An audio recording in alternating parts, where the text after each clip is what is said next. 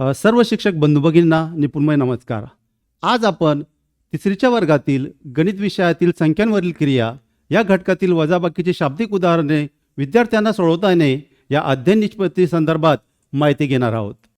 चला निपुण विद्यार्थी घडूया या मोहिमेअंतर्गत विद्यार्थ्यांनी अपेक्षित अध्ययन स्तर गाठावा यासाठी आपण विविध अध्ययन अनुभवांची निर्मिती करत असतो।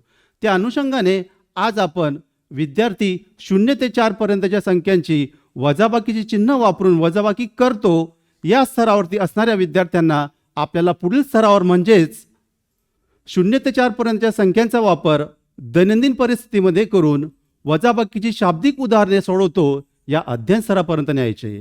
या अध्ययन स्तरावर विद्यार्थ्याला आणण्यासाठी आपल्याला सहज सोप्या पद्धतीने कशा प्रकारे अध्ययन अनुभव द्यायचे आहेत, त्यासाठी कोणकोणते शैक्षणिक साहित्य वापरायचे हे आजच्या व्हिडिओत आपण पाहणार आहोत।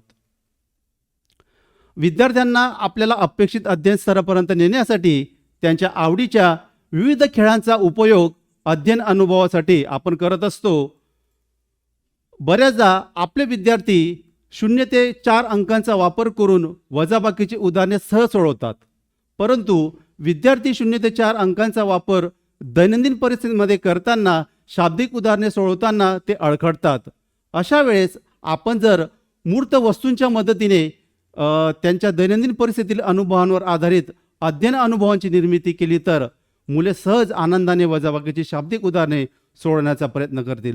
ते कसे ते आपण एका व्हिडिओच्या मदतीने समजून घेऊया। की या गोलामध्ये मी किती कोट्या ठेवलेले आहे? छान छान महेश, छान नेम धरला। आता मला सांगा, महेशने गोलातील एक गोटी काढल्यानंतर आता गोलामध्ये किती गोट्या शिल्लक राहिल्या? तो गणिती स्वरूपात आपण फळ्यावरती मांडूया। बघा, आपण गोलामध्ये किती गोट्या ठेवल्या होत्या? 4। किती ठेवल्या होत्या? 4। महेशने काढली, बरोबर। आता किती गोट्या शिल्लक राहिल्या? 3। त्यानंतर किती गोट्या शिल्लक राहिल्या त्या गोलामध्ये? 3।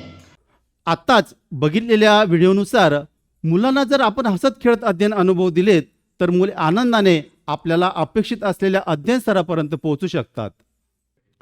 विद्यार्थ्यांना 0 ते 4 संख्यांचा दैनंदिन परिस्थितीमध्ये वापर करून वजाबाकीची शाब्दिक उदाहरणे सोडवण्याचा सराव होण्यासाठी त्यांना मूर्त वस्तूंच्या मदतीने त्यांच्या दैनंदिन जीवनातील अध्ययन अनुभवांची निर्मिती केली तर विद्यार्थ्यांच्या मनात तो संबोध खोलवर रुजतो।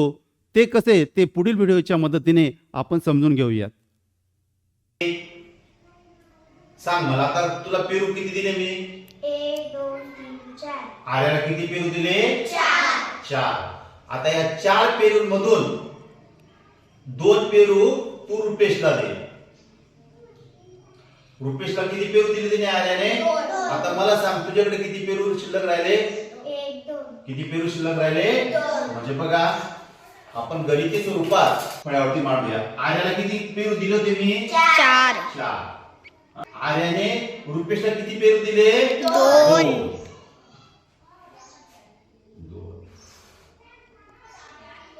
आता आर्या, तुझ्याकडे किती पेरू शिल्लक राहिले? 2। किती पेरू शिल्लक राहिले आर्याकडे? व्हिडिओत बघितल्याप्रमाणे कमी करणे किंवा कमी होणे म्हणजे वजाबाकी हाच संबोध आपण विद्यार्थ्यांच्या मनामध्ये रुजवण्यात यशस्वी झालो तर विद्यार्थ्यांना वजाबाकी या घटकाविषयी भीती दूर होऊन विद्यार्थी वजाबाकीची शाब्दिक उदाहरणे आनंदाने अचूकरित्या सोडवतात। दैनंदिन जीवनातील विविध प्रसंगांवर आधारित शाब्दिक उदाहरणे तयार करून आपण विद्यार्थ्यांसमोर प्रात्यक्षिक करून घेतलेत तर आपला विद्यार्थी अपेक्षित अध्ययन स्तरापर्यंत निश्चितच पोहोचू शकतो, हो की नाही?